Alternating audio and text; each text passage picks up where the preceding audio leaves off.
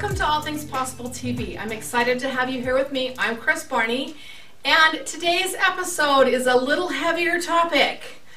With so much going on in our world, I really feel like that this is something that we get to talk about, and since I've gotten to live and have experience in this, we're going to go ahead and share this episode with you today. The topic for today is, has suicide touched your life, or do you know someone at risk? That's a pretty heavy topic. Before we get right into it and really get going on this, I want to invite you to visit my website. It's www.allthingspossible.biz. Again, that's www.allthingspossible.biz right here on the screen. I'd like you to receive my 7 traits. It's a video series that you receive in your email, and you get to watch those. It's 7 30-minute videos which give you traits, which are universal truths to live by.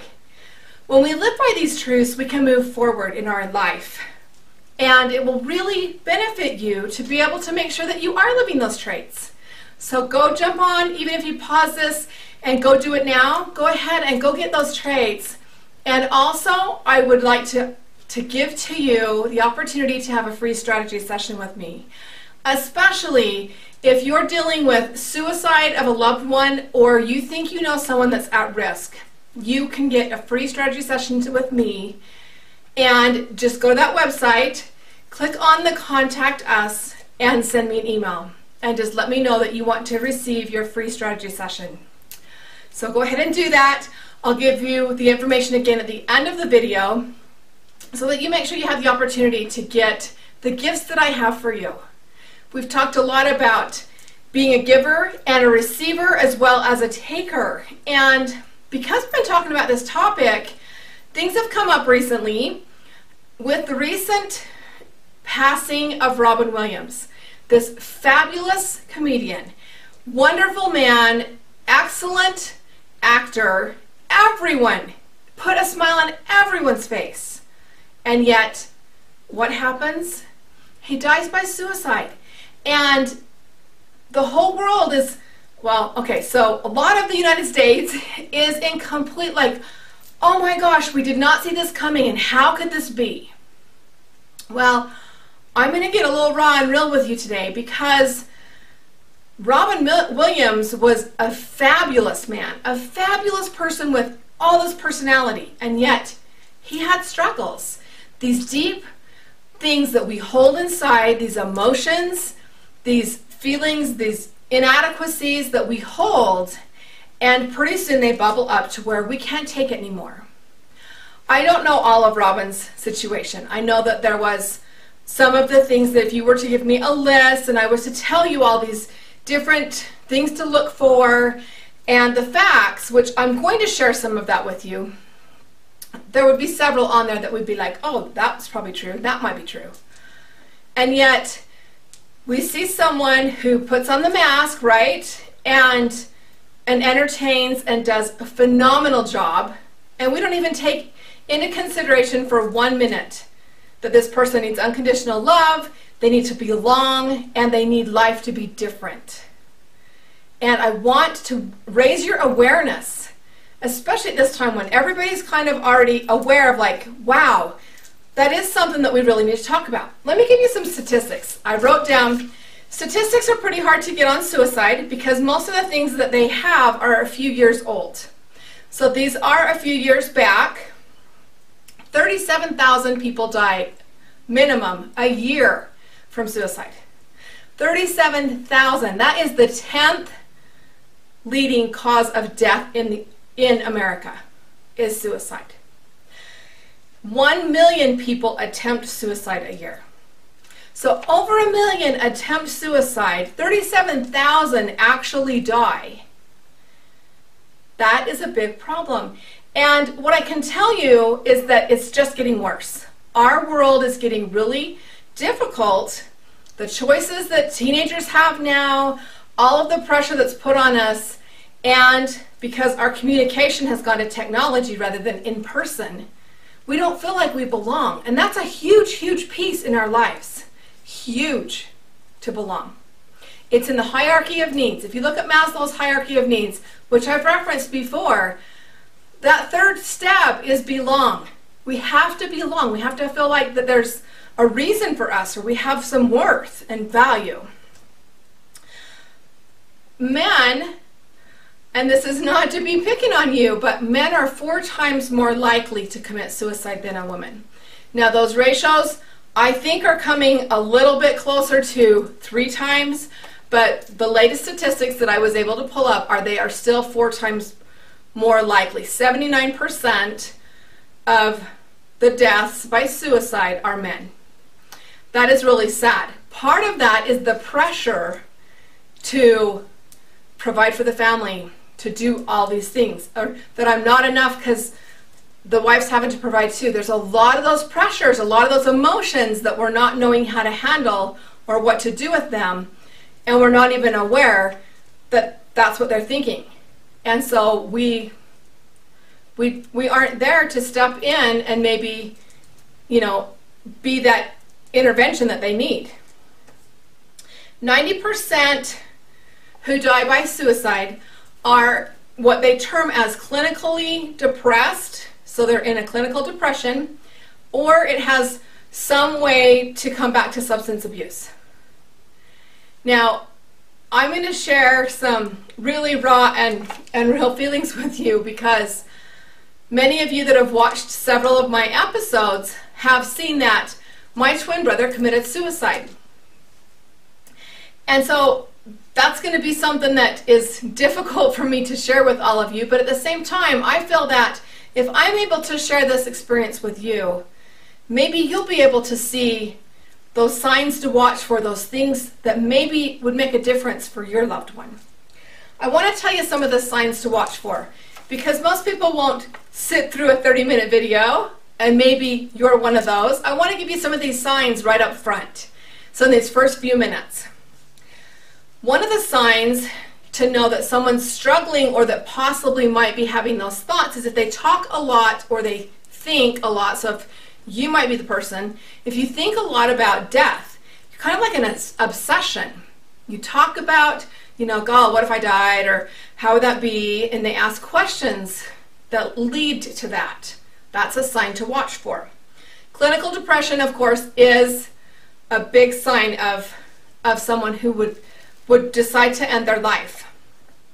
They have deep sadness, loss of interest in things they used to be interested in. So if they used to love the football game and now they don't want to go, things like that are like totally opposite of what they really usually do. Watch for those. If they don't want to go out in groups, if they don't want to go on dates and dinner and have friends over, and they start to get kind of reclusive, they kind of withdraw from activities, stop doing the things they used to love to do. Trouble sleeping and eating. Now, with my father, he has had depression my whole life.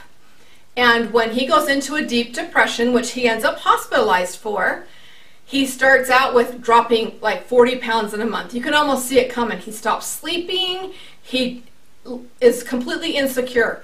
He does not make decisions well. He doesn't want to make a decision. Now, myself, I've struggled with depression as well. Very much genetically, probably, but with my depression, I won't do medication. Now, there's a couple reasons for that. 2 weeks before my brother died, his medication was changed. Obviously, that was one of the pieces of this perfect storm to create the outcome that we had.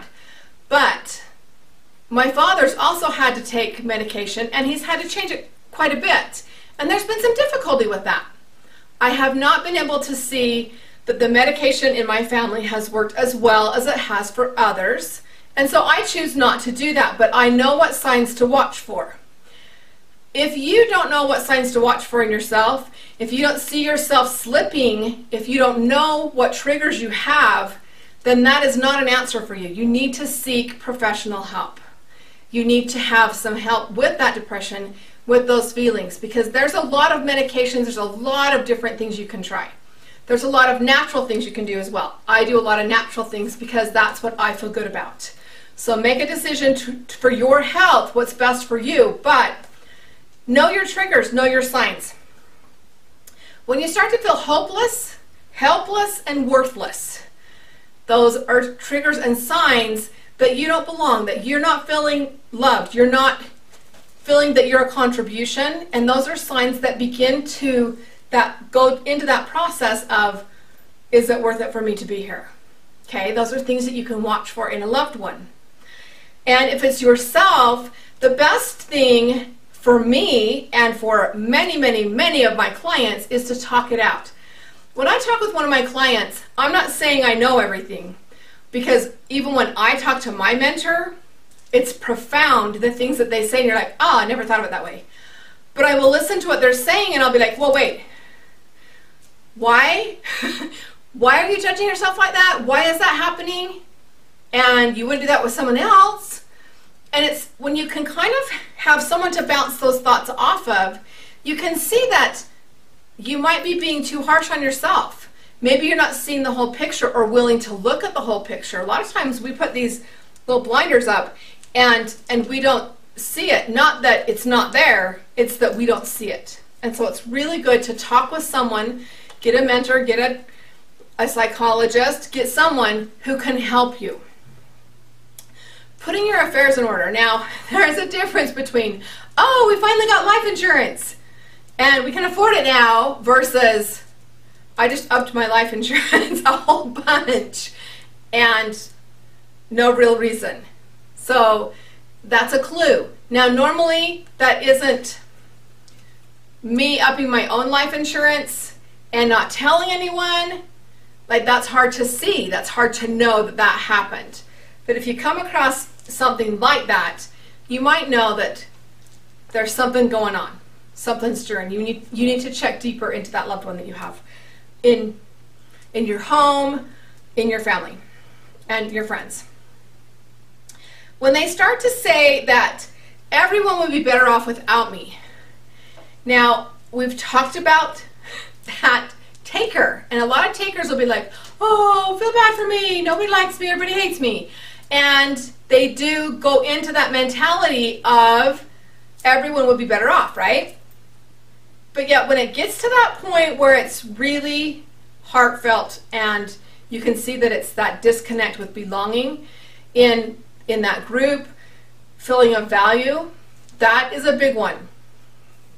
I want you to go with me to February of 1999.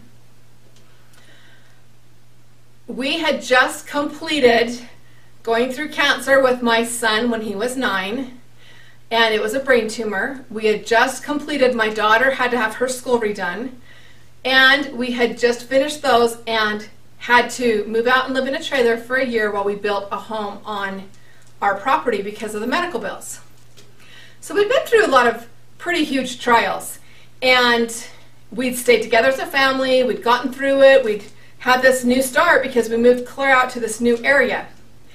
And things seemed to be going really well. Well, it's the 7th, and we're sitting in the hot tub, it's 10 o'clock at night, and I said to my husband, the house is finished, oh, it's almost going too good. And we go to bed. Monday morning, I get up and I have this excruciating headache, to the point that I'd called a dear friend that was a nurse, and we had children that were going to preschool and stuff together, and I was so bad with this headache that just like all of a sudden hit, and she was concerned enough, she came and picked me up so that I would be with her. So I'm together with my friend, we're driving around, and my phone rings. I look at my phone and it's my house calling me. Now nobody's home. And I finally pick it up and I'm like, hello? It was my sister. And I'm like, what are you doing at my house? Like, you called from my landline. What's going on? And then it hit. And I said, my brother's dead. My twin brother is dead. What I can tell you is that a suicide is is so tragic. It's so difficult because there's so many questions, so many things unanswered. And yet, at the same time, in doing some research about this and in finding some details, not just today, but over the last 15 years, I've been able to see some coincidences, maybe you want to call it, or some similarities in what's happened. And one of those things that I want to talk to you about is perfectionism. Now, I think Robin Williams had perfectionism. I don't know that for sure, and I'm out on a limb saying that, but when you watch him in a movie, he not only portrayed the part, he was perfect. Whether it was Mrs. Doubtfire or it was another movie, he was playing a male, a female, a jokester, or a serious part. He was a perfectionist. He got completely into that perfectionism and had to do it perfect. My twin brother was the same way. He was a master craftsman. He not only could do construction, he could play sports. He could get straight A's and never open a book. He was a perfectionist. Now, not every person that, of course, commits suicide is a perfectionist, but there's a really high likelihood. And next week, we're going to do a whole episode on this so you can see more into that if we think we have to have everything perfect. And if we were really supposed to be here to make every single thing perfect. Or if we were just to strive to make things that way, rather than have to be perfect in all areas. There's a lot of pressure on us in our world to be the very best we can possibly be. My twin brother was a perfectionist. It did not matter. He would be starting lineup no matter what sport. Our senior year in high school, he was voted Mr. Lehigh. He was most likely to succeed. He was going to do all these great things. He was the life of the party. If he showed up, you had a good time. Guaranteed. No one knew he had this darkness lurking in his closet, right? Of this, I'm just not enough. I can't do things right. I can't make it.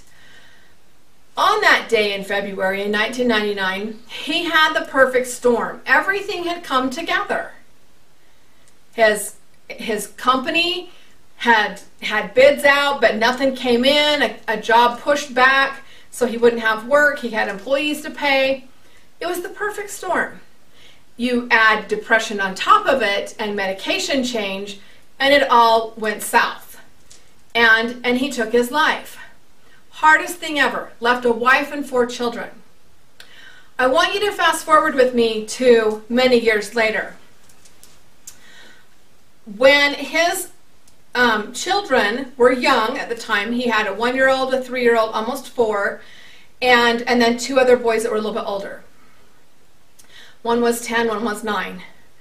And there were a lot of struggles. There was some autism in the family and just really some tough things. His poor wife and kids were left immediately, and it was a difficult trial. What I can tell you is years later, we stepped in, my husband and I and family, my kids, stepped in and took in one of his sons. And it was the son that was 3, almost 4. And to watch the impact that it had on this child so many years later, he still was picking up the pieces. It is really hard to get over a suicide. It is hard. It is hard with any death. So much of the time we think, oh, suicide is the worst thing ever. Well, I can tell you a twin suicide is probably the worst death I've had to deal with. But I had 5 in 2 years, that being one of them. And it was very close deaths. Dear friend, my cousin who was basically my sister, and my twin brother, my in-laws, my grandparents. There were a lot of deaths in a very short period of time. I can't tell you. I know at that point I really felt like this suicide was probably the hardest because it felt like, oh, he had so much to live for. How could he do this? That's not where we need to come from.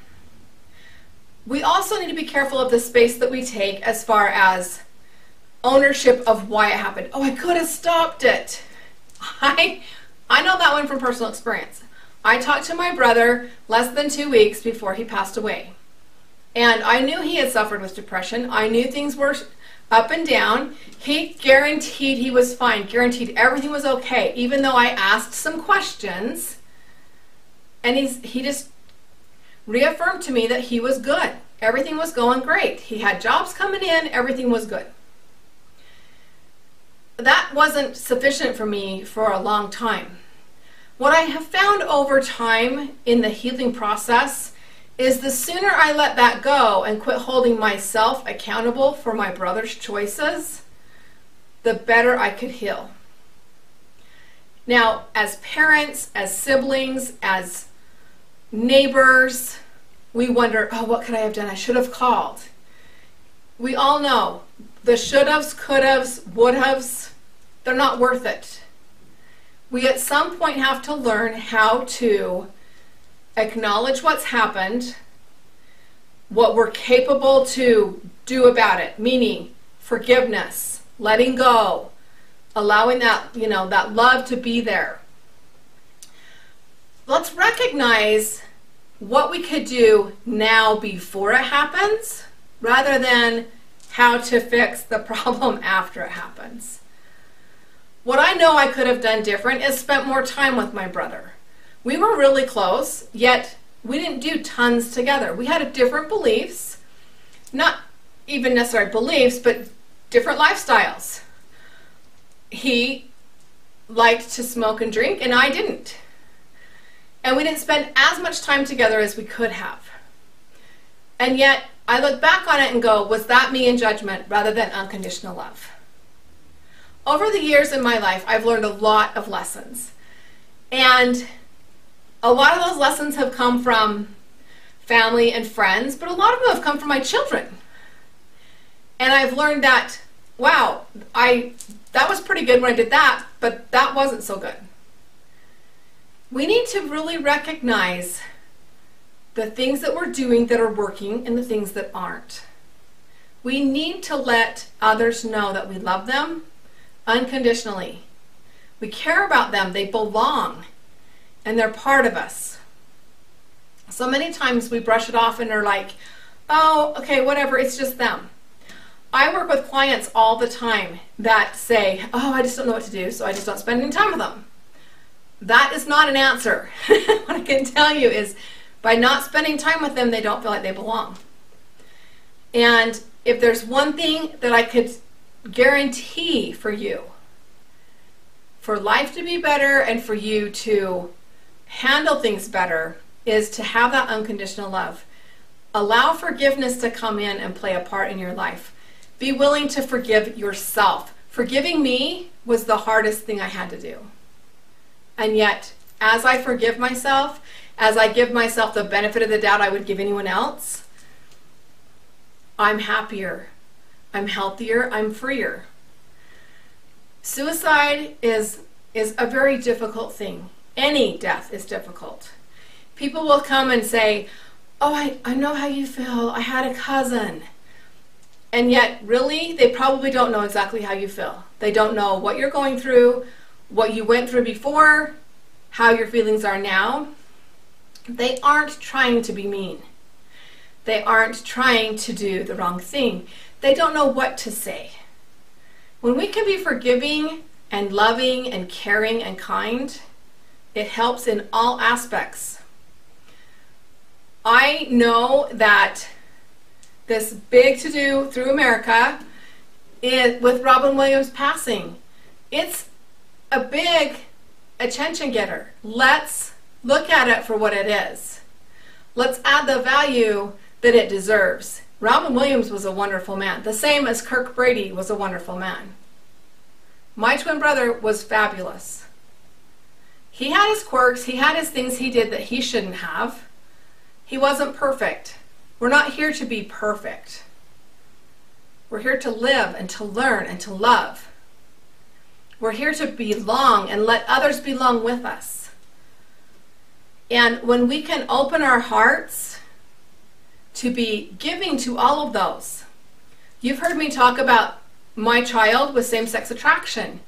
And the suicide rate in that gay lifestyle, gay and lesbian lifestyle is amazing. It is very high because they don't feel like they belong. People are disowning them. People aren't caring. I want to reach out to you at this very tender subject. Let's all try a little harder. Let's just care a little bit more.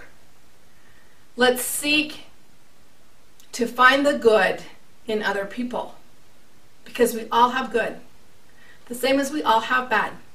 What we focus on, we will see. If you want to see good, focus on the good.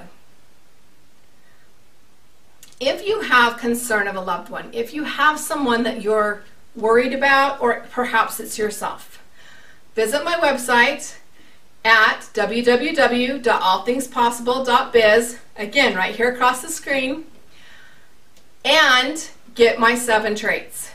It's a free 7 series of videos. It's 30-minute videos that will tell you the concept and the trait.